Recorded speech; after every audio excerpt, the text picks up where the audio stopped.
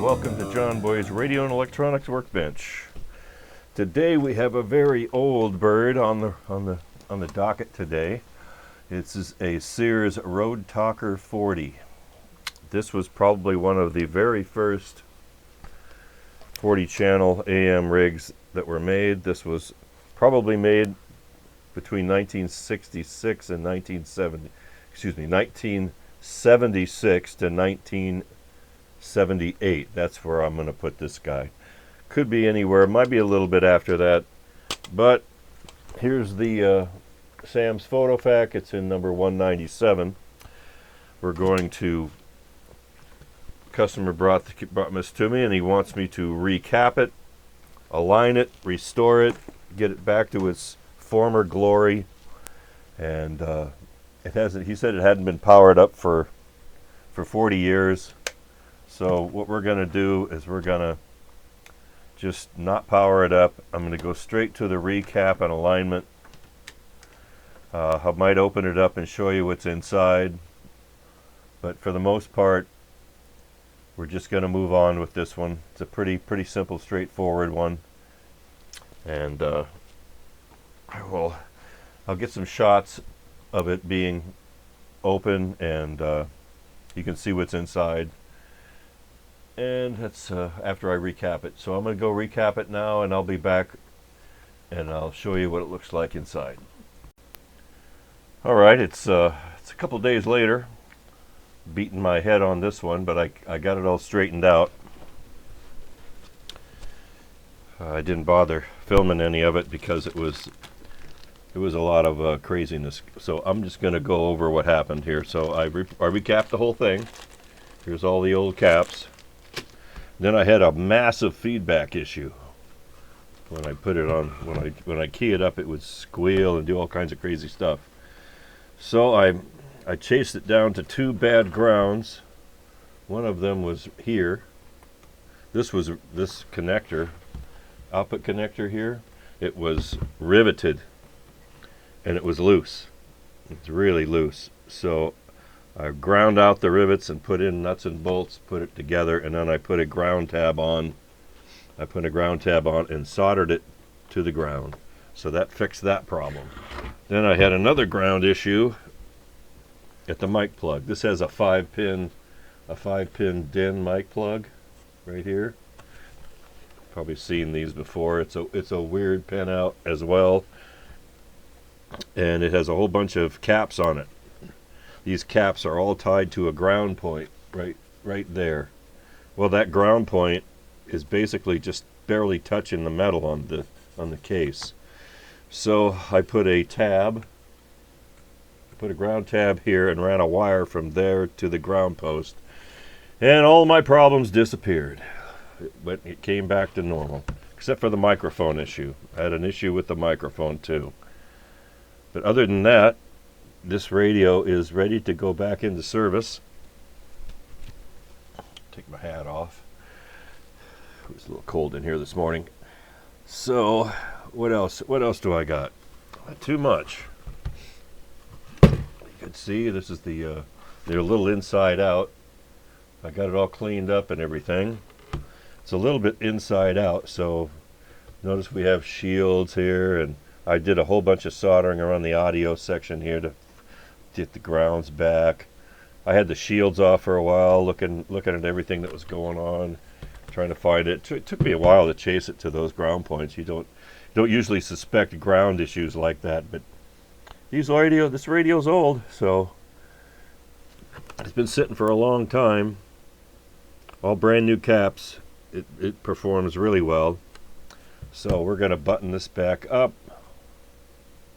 put the covers back on and button it up. And I also found a microphone that works really good with it. This Cobra power mic. It's just a Cobra power mic from the 80s, 90s, right in there. Uses a 9-volt battery, and I made him a makeshift pigtail so he could plug in any 4-pin Cobra mic that he wants and play with it, see if he could find another one. Maybe a desk mic like a D104 or a Shure like this one here. You know, he could probably make that work, and that makes it all the much better for him to be able to experiment with it. Okay, this has been kind of a short video because I didn't really want to film a lot of the stuff that I was doing. It's kind of makeshift stuff, all the caps and everything, you got to replace them all. And this one was kind of a fun one. I got quite a bit of time into this one to get it right because it didn't want to come back. But it did come back, and that's good. So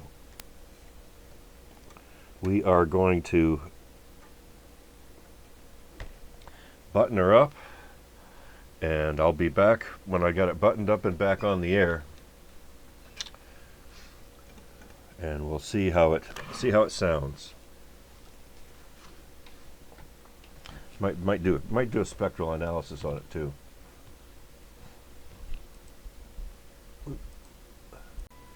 All right, connected up to the CB Service Master. Just did the alignment. Went through the alignment again. It's much better now. Set the power supply, which I forgot to do. And now I'm just going to show you that it has pretty good modulation with this power mic. Looks pretty darn good. And that's about all you can expect from these older radios. That's just what they look like. But I think it's going to be fine. Sounds good on the air. So I want to hook it up to the spectrum analyzer and see what it looks like, because I can. We're going to do a spectral analysis of this one just to see what it looks like on the output. I'll be back when I get all that connected and sorted out. So just a quick show of the spectral analysis of this radio. It's not the greatest. It has a significant spike at the second harmonic, which I will show you. And there's the main channel 19 there, and then this guy right here is the 54 megahertz second harmonic. It is 5, 10, 15, 20, 25, 30 dB below. That's pretty high. A Cobra 148 will be like 50 dB down. This is only like 35, to say that. 5, 10, 15, 20, 25, 30 dB down. Not even 30 dB is terrible. There's the third harmonic, and then the fifth harmonic, which you'd hardly ever see on any radios. So these radios were pretty dirty and not the greatest. I just wanted to show that from a perspective, from a Sears RoadTalker view, because I was never a fan of these radios. They don't work that well. They're okay. This one came out pretty good. Hope the customer likes it. I don't know what he was expecting, but we're just gonna button her back up and put it on the air. So here we coming up the finish line here. Got it all put back together. Got it on the air here.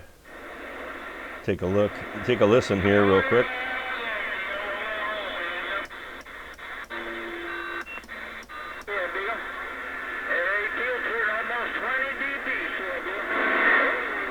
It's got great ears. Managed to find him a decent microphone for it. Hope he's okay with that. I made an adapter for him so he can plug in any 4-pin he wants. Hopefully he'll be happy with all that stuff.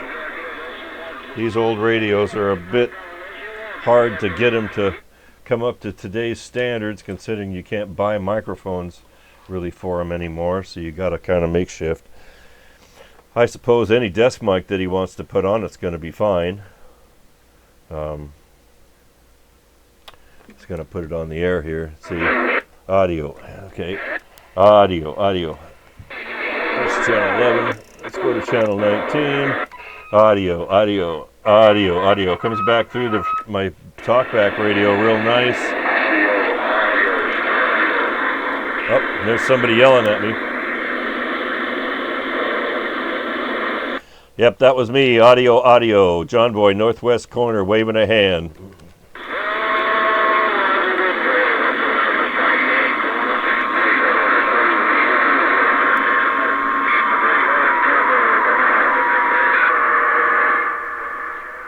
A lot of hash going on. Really couldn't hear him come back. Too many people at the same time. But I think we got it on this one. I think it's going to be fine. And hopefully customer will like it too. So with that, let's go down to the Super Bowl and have a listen for a second. Just for a second. Yep, there's the Super Bowl. It's good.